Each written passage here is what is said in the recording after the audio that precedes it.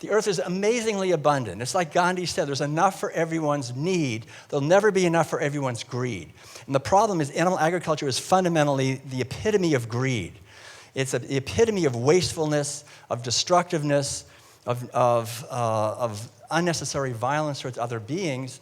And when we engage in animal agriculture and we're cutting down rainforests, I used to yell really for years about how we're cutting down an acre of rainforest every second to grow genetically engineered soybeans to feed, again, imprisoned cows, pigs, chickens, and fishes.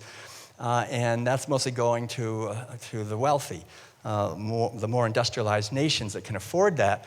But it's devastating to see that this 1 acre per second is now up to, under the current administration in Brazil, it's up to about 4 acres per second are being cut and burned. When we cut down rainforests, we're not just cutting down some trees, we're destroying ancient wisdom.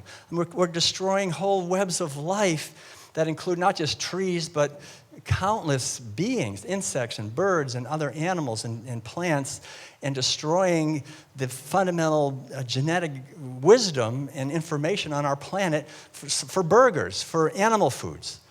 And it's completely unnecessary. We can feed everyone on this planet on a fraction of the land if we would eat animal-based foods. Most of the GMO grains that are grown are feedstock for animals, right? Corn, soy, canola, and cottonseed. These are all primarily animal feed, and alfalfa. These are primarily animal feed. So anyone who's eating animal foods is eating most of the GMOs. 90% of the GMOs are for animal feed. We have to really understand that clearly.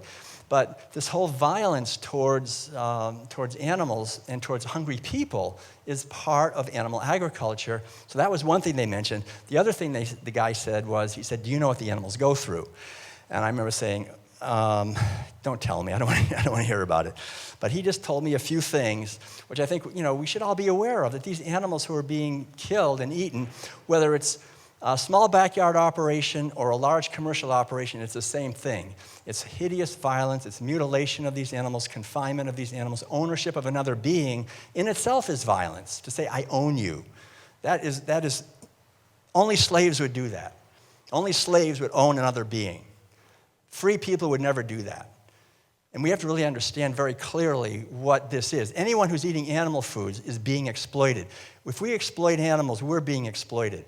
It's not in our best interest to do it. We're in the prison if we're eating animal foods. Whether they're organic or not, it doesn't really matter. Because organic animal foods are still enormously violent.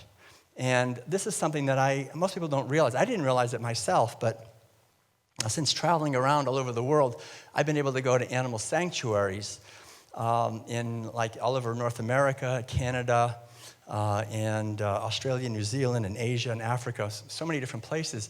And the people that have sanctuaries for farmed animals, these are cows and pigs and chickens and turkeys, other animals that have somehow escaped the system of animal agriculture, they say the same thing over and over again. They say, animals that come to their sanctuaries come from both little backyard operations and come from big commercial factory farms.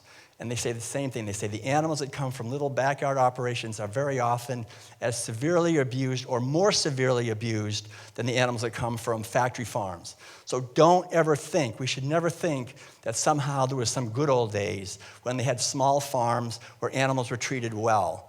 They've always been abused and impregnated against their will, and their babies have been stolen, they've been killed, and there's no way to do that without abuse and violence, and it's unnecessary. I mean, especially today, it's completely unnecessary. We can feed everyone. As I say, veganic agriculture is now understood, organic and also totally plant-based agriculture without using any bone meal or blood meal or manure. We don't need animal inputs. We can use crop rotation, we can use cover crops, we can use compost and so forth. And this plant-based agriculture is actually as efficient or even more efficient than using animals. Because as soon as we use animals, it's inefficient. We're putting it through the animals, and we don't have to do that. So the good news is there's nothing stopping us from creating a world of peace and freedom and justice and equality except for the outer practice of animal agriculture, which, according to what I'm saying here, this is devastating our health on all levels: environmental health, our cultural health, our physical health, our psychological health, and our spiritual health. But we look at the outer levels. It's very important to understand. I've gone into it a little bit. I'm going to say just a couple more things about the outer level. The environmental health, we've heard quite a bit about it, but just to realize how inefficient it is. According, for example, to the National Academy of Sciences, which did a review of the literature, essentially, on an amount of land, you can feed 12 people a plant-based meal, food, or one person eating the standard Western diet. So it's about 12 to 1. I mean, think of that. That's not just 2 to 1 or 3 to 1. It's about 12 to 1 in terms of land use and how many calories you can get out of the land. For the terms of water, it's even more. According to the United Nations, it's 30 to 1. But even, this is amazing. And petroleum, it's about 12 to 1. Pollution, it's about 12 to 1. So when we move to a plant-based way of eating, we are radically reducing our environmental footprint. It's really important to understand that very clearly, that according to biologists, someone who moves to a plant-based diet is saving at least between 100 and 150 trees every year, where the oceans are being completely strip-mined of fish because we're not just feeding fish to people directly. Scientists have discovered that if you feed fish to cows and pigs and chickens, they give more milk and they fatten up. So this massive destruction of the oceans, the complete overfishing of the oceans, where oceanographers are telling us that by the year 2040, there won't be any fish left, basically. It'll be just nothing but jellyfish. We're attacking ruthlessly the oceans and the rainforest and the climate and soil and aquifers are all being drained and destroyed to eat animal foods. And yet, the media doesn't talk about it. I understand exactly why the media doesn't talk about it. I was born and raised in a newspaper family. I grew up, my father owned a whole chain of newspapers right outside Boston. And I learned growing up sitting around the table that you don't run any news articles that the advertisers will find objectionable. They'll stop advertising. They'll advertise in the other paper that doesn't do that, and you'll go out of business. So we have to really understand clearly that as soon as we're involved in any kind of media, radio, television, newspapers, it's nothing but lies, basically. I mean, it's whatever the advertisers want you to think is what's in there. And so the biggest advertisers, the big pharmaceutical industries, the agrochemical industries, the banks, the petroleum industries, they all thrive on animal agriculture. That's where they make their money. And so that's why this is such a precious conference.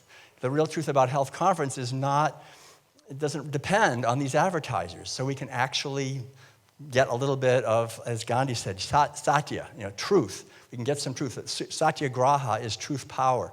So it's very important to understand that environmental devastation of all kinds, there's so many different types of environmental devastation, the drugs that are going into the water from people getting so sick. I mean, to really understand this, that people in less industrialized nations who are having hunger and starvation, animal agriculture is violence towards them because they're going hungry and it's unnecessary. They're being forced off their land and their land is being used to make meat and dairy products for the rich. So the whole thing to understand is that animal agriculture destroys societies, essentially. It creates hunger where there doesn't have to be hunger.